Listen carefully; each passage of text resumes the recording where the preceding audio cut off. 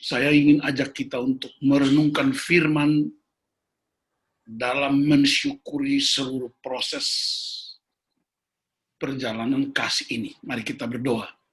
Ya Tuhan, kami bersyukur oleh karena pertemuan Zoom online dengan hamba-hamba Tuhan, dengan Muria Klasis Jakarta, Banten, menjadi kekuatan yang bisa mengubah, tapi juga menjadi inspirasi untuk pelayanan yang Tuhan sediakan.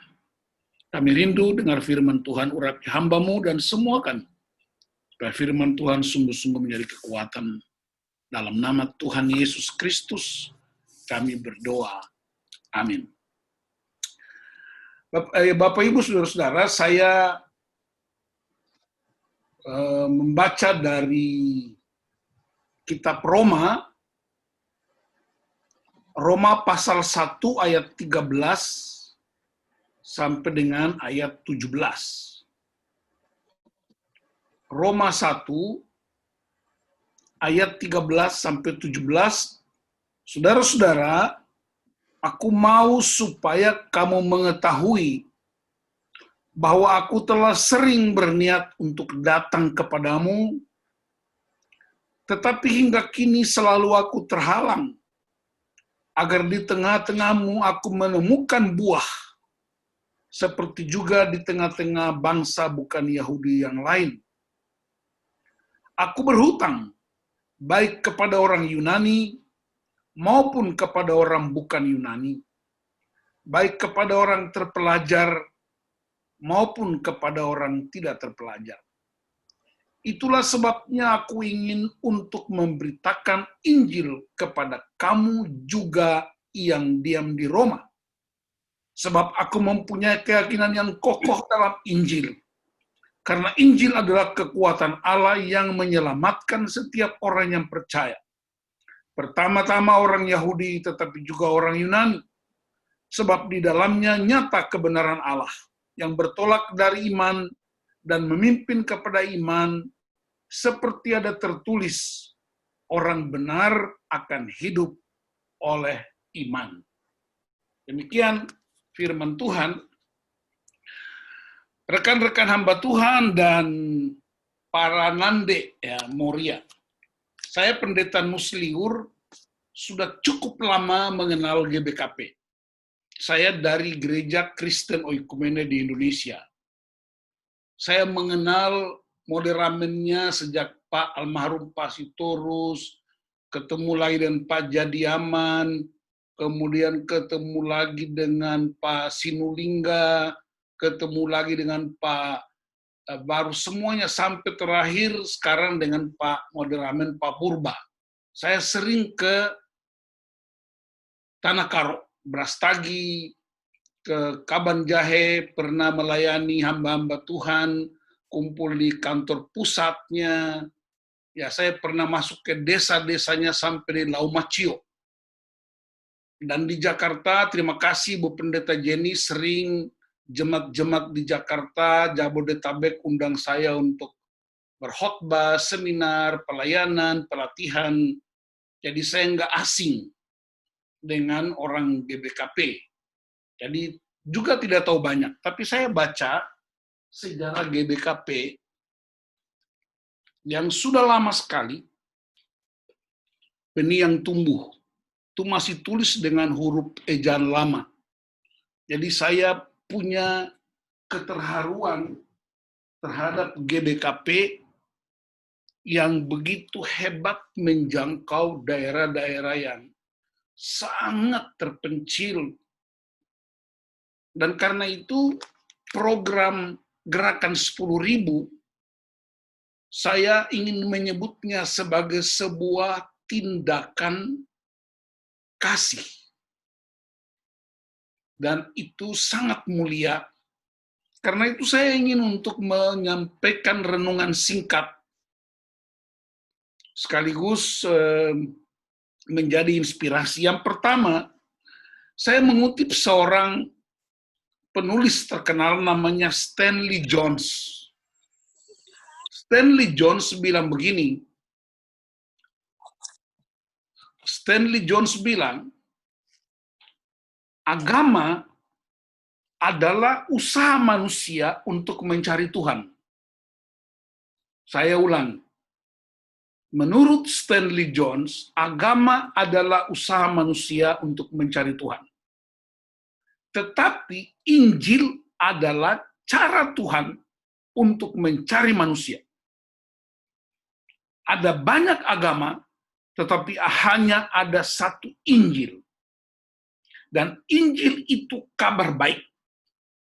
Injil itu evangelion, kabar baik dari Allah yang dijanjikan sejak zaman Perjanjian Lama dan selalu berpusat pada Kristus.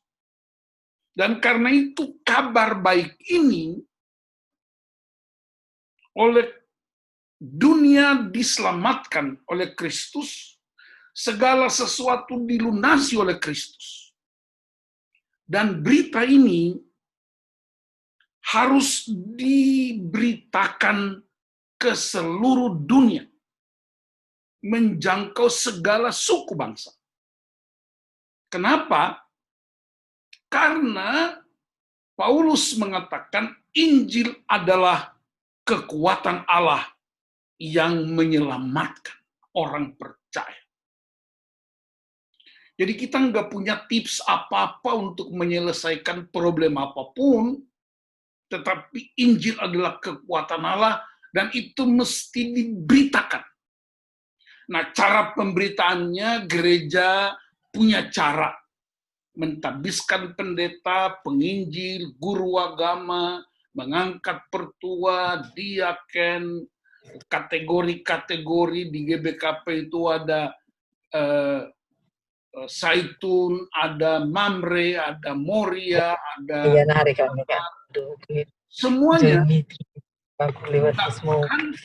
sebagai cara gereja untuk memberitakan kabar baik itu. Tetapi kita juga mesti sadar bahwa kita tidak sedang di dunia sorga. Kita ada di dunia. Dan karena itu kita butuh segala sesuatu yang menopang kekuatan Allah itu disampaikan. Saya ingin mengajak kita untuk melihat ayat 14. Rasul Paulus bilang begini, aku berhutang, baik kepada orang Yunani maupun kepada orang bukan Yunani, baik kepada orang terpelajar maupun kepada orang tidak terpelajar. Itulah sebabnya aku ingin untuk memberitakan Injil kepada kamu juga yang di Roma. Bahasa Indonesia sehari-hari, terjemahan bahasa Indonesia sehari-hari, aku mempunyai kewajiban terhadap segala bangsa yang sudah berbudaya maupun yang belum berbudaya. Orang Yunani dihubungkan dengan tingkat pengetahuan yang tinggi, cerdas, dan begitu mulia. Orang bukan Yunani dihubungkan dengan masyarakat barbar. Jadi kata Yunani di situ bukan soal suku, tapi orang-orang yang punya status, orang-orang bijaksana, orang-orang terpelajar, tetapi juga ada orang-orang tidak terpelajar yang dapat kesempatan untuk menikmati keselamatan itu. Jadi, dengan perkataan lain, kita, hamba-hamba Tuhan, kita berhutang. Bukan hutang uang, tapi kita berhutang atas kekuatan Allah yang menyelamatkan kita dan menuntun kita untuk pergi memberitakan kebenaran itu. Kita berhutang kepada guru-guru sekolah minggu kita. Kita berhutang kepada orang-orang tidak terpelajar, nande, para Aron di ladang. Kita berhutang kepada mereka. Kita berhutang kepada orang-orang yang terpelajar maupun tidak terpelajar. Dan cara bayar utang menurut Rasul Paulus ialah aku memberitakan Injil Kerajaan Allah. Ini sikap yang sangat alkitabiah, sangat teologis. Saya sendiri punya pengalaman, bapak-bapak, ibu-ibu, khususnya para ibu muria. Saya waktu kuliah di STT GPM, saya dapat beasiswa dari sekumpulan ibu-ibu janda di negeri Belanda. Sampai hari ini, saya tidak mengenal mereka itu. Karena waktu saya masih kuliah mungkin ada yang sudah meninggal. Saya pernah datang ke Belanda dalam pelayanan dan datang untuk mencari nama janda itu. Pun tidak ketemu. Jadi saya berutang kepada para janda di negeri Belanda. Bukan hanya saya sendiri, beberapa hamba Tuhan. Dan karena itu saya harus memberitakan Injil kepada segala suku bangsa, termasuk suku bangsa Karo di tanah Karo.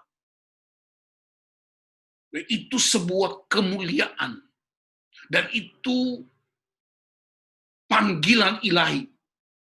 Nah, saya sangat bersyukur, bahkan bagi saya ini sebuah gerakan yang patut dicontoh oleh banyak gereja, termasuk mungkin di gereja kami, bahwa ada ibu-ibu yang mungkin jumlah 10.000-nya bagi Jakarta terlalu kecil buat Ibu Ita.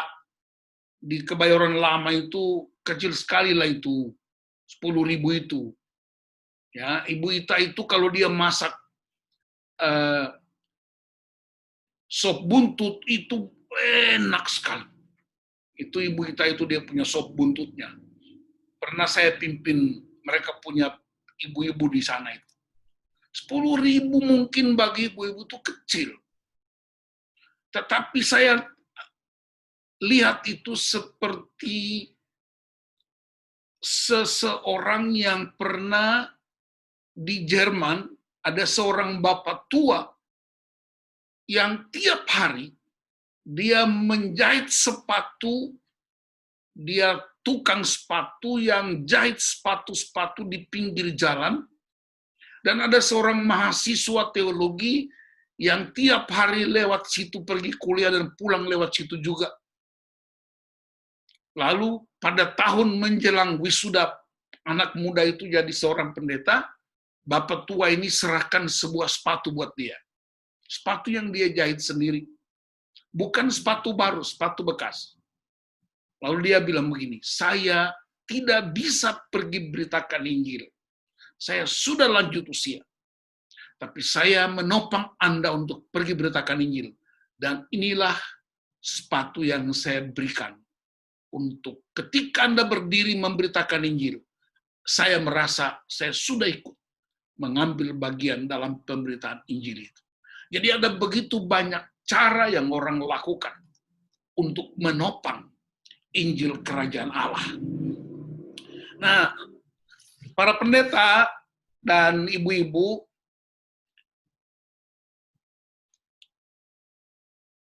semua hutang dosa manusia sudah dibayar Yesus.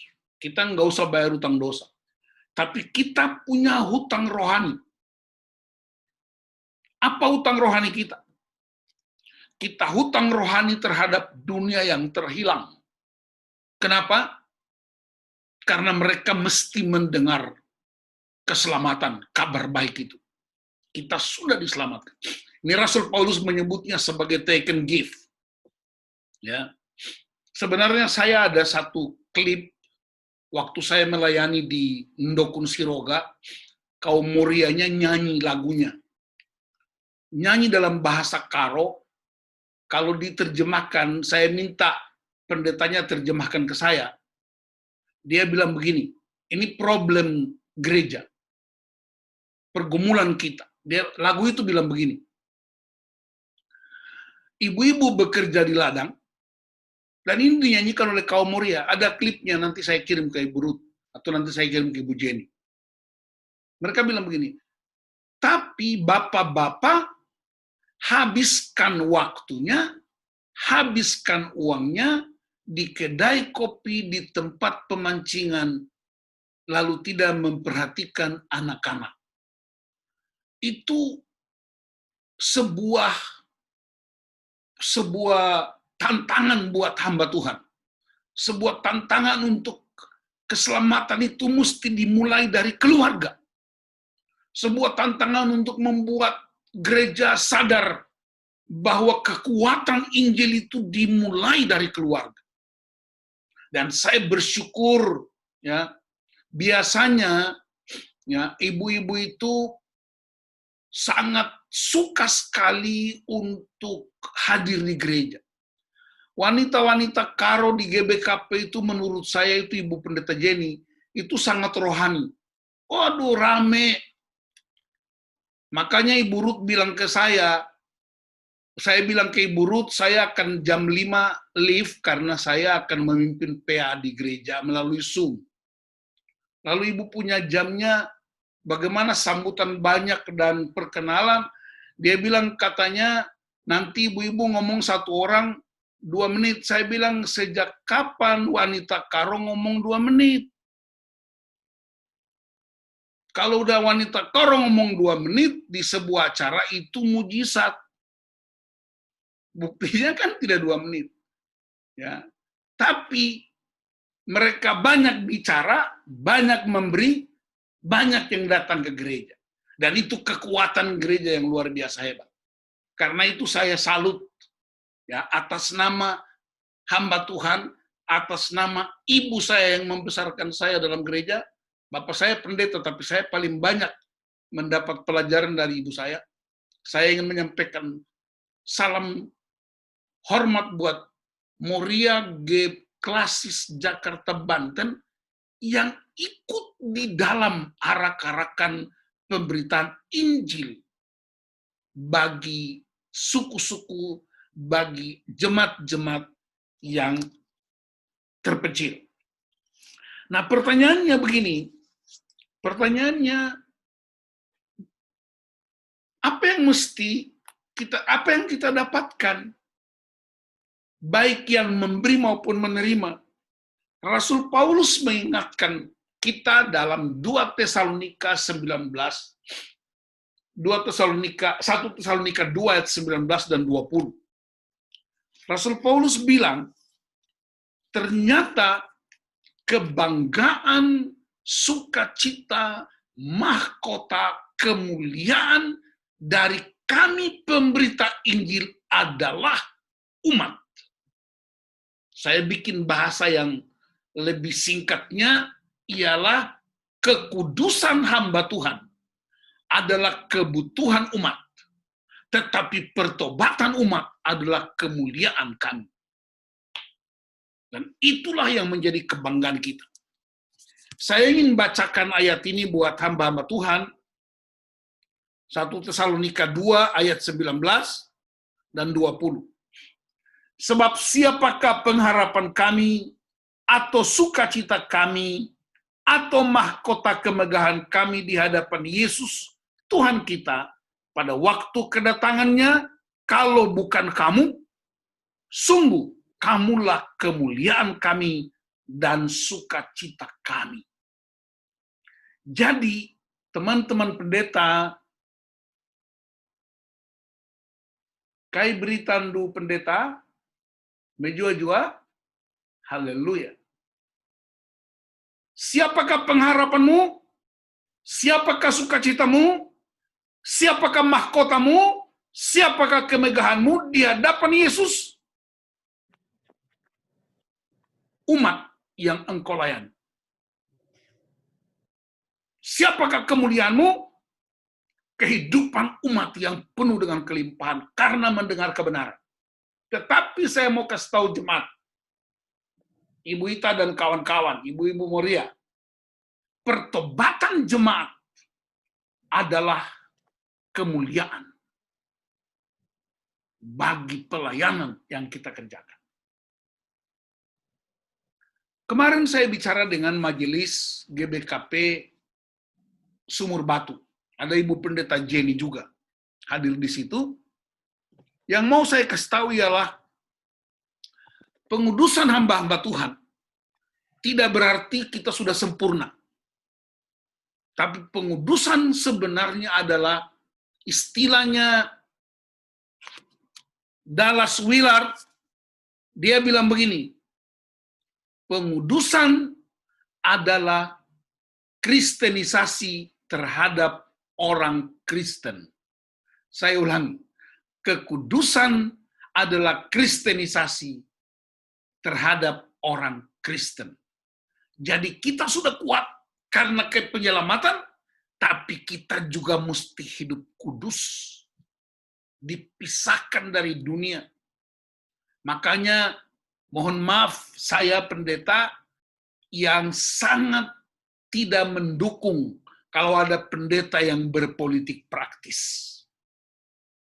Saya sangat tidak setuju kalau ada pendeta yang jadi anggota DPRD, DPR, atau apapun. Kenapa?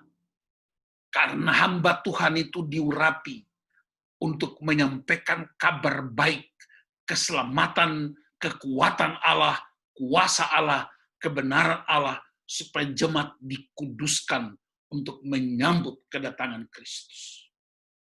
Nah, kita berterima kasih kepada ibu-ibu Moria ini karena mereka menyisihkan berkat yang Tuhan sediakan.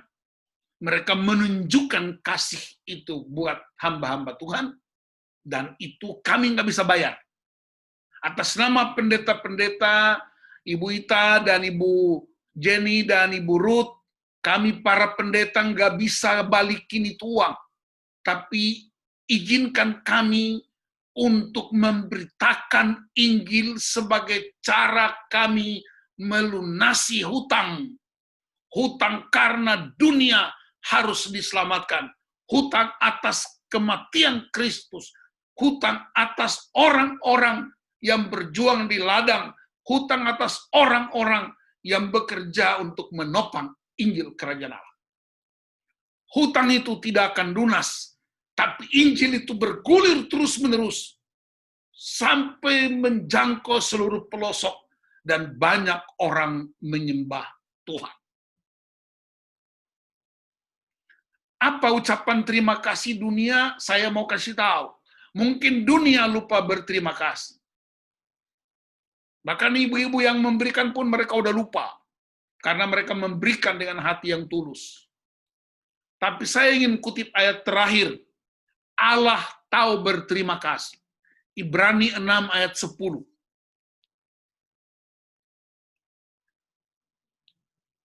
Ibrani 6 ayat 10.